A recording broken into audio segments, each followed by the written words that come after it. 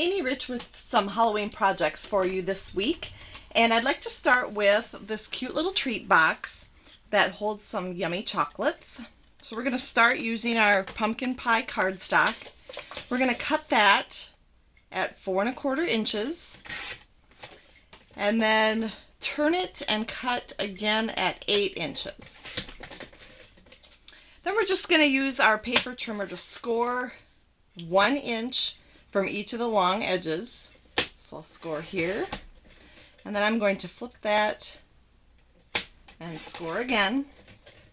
Then we'll score the opposite direction at 2 inches, 3 inches, almost went too far there, that would be no good, 5 inches, and 6 inches. Then we're ready to go here.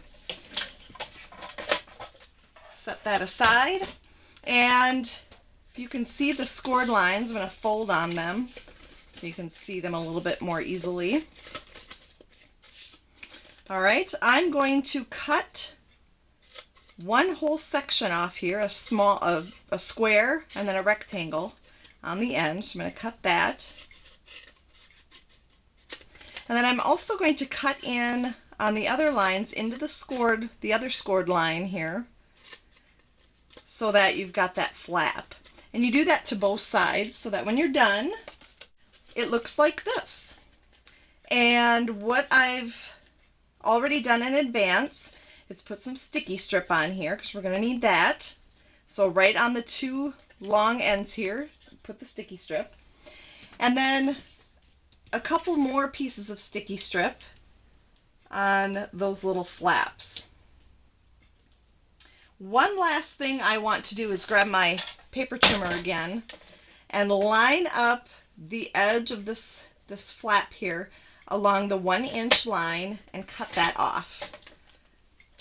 That's gonna be nice later because you see it needs to be a little bit shorter. If we left it the way it was, it would have come all the way down to the bottom and it wouldn't have worked so well. So we're just gonna trim that little flap to 1 inch. Alright, now we're ready to put that box together.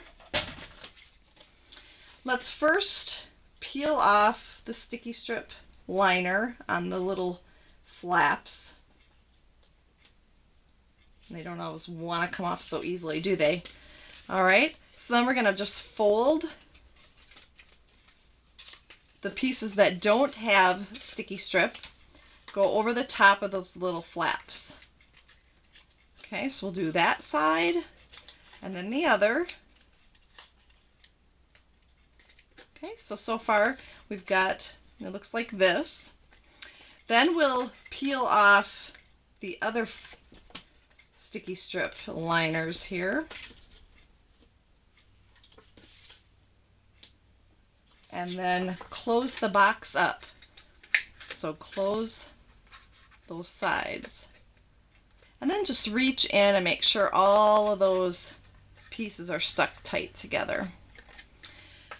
Then to decorate the box, we're going to use some of our Witch's Brew Designer Series paper. You can see it comes in Summer Star Fruit and the Pumpkin Pie Basic Black. Some great colors and patterns here. A lot of fun in our holiday catalog right now. And I've cut a piece that is 2 inches by 7.5 inches. And here's what we'll do. We'll just kind of bend it along the box here as we go. And you want to keep it as straight as possible so that the top of the Designer Series paper lines up with the top of the box. And you can choose any of the patterns. I chose one that matched the box and then had a black design in it. Once you've got those folds in there, then we'll add just a little bit of adhesive to the end, and then of course you can stick some along the length of the piece too. So we'll start by attaching that to the back of the box and work our way around. And the reason I did it to the back of the box was so that your seam would be on the back of the box and it looking a lot nicer from the front. So your seam is on the back, and then the front of your box is smooth. Then we're going to take the Tags for You stamp set, which is also in the holiday catalog, and we'll use the Trick or Treat stamp from there, and our Pumpkin Pie classic stamping pad. Ink that up and stamp it on a scrap of Whisper White cardstock.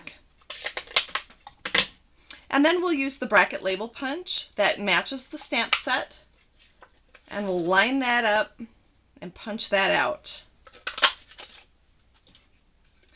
Then I'm going to take a piece of basic black and our 1 3/4 inch circle punch, punch that out, and we're just going to attach that to the black circle using our snail adhesive. And look at the perfect sizing on there. Our last little trick is to take a Stampin' Dimensional and put it at the bottom of our circle. And that's going to go then on the front of the box. And the reason we wanted that dimensional on the bottom was so that our flap can tuck in. Isn't that cute? Then we'll add the most important part of this project, and that's the Ghiradelli squares. And 3 fit in comfortably, so I suggest using 3. Just kind of fold the flaps in and then stick them in and fold that down. What a cute little box for a class of kids, or just a friend, or at work. Just kind of a neat, quick little box that you can make, and look how cute it is with the striped Designer Series paper in there too. Oh, and I noticed I'm missing one thing on there, and that's just a little rhinestone to add some bling, of course, right in the O for the Trick or Treat. There. Now we're talking. Isn't that adorable? Happy Halloween!